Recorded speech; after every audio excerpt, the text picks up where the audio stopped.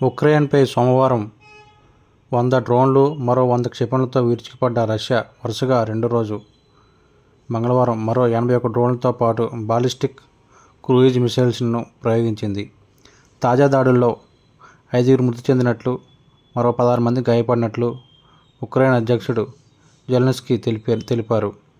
Russia దాడులకు ఖచ్చితంగా బదులు తీర్చుకుంటామన్నారు.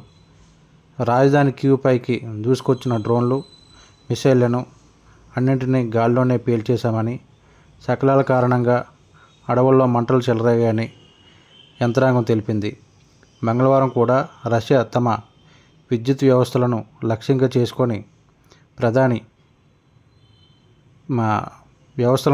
చేసుకుందని ప్రధాని డెనిస్ చెప్పారు.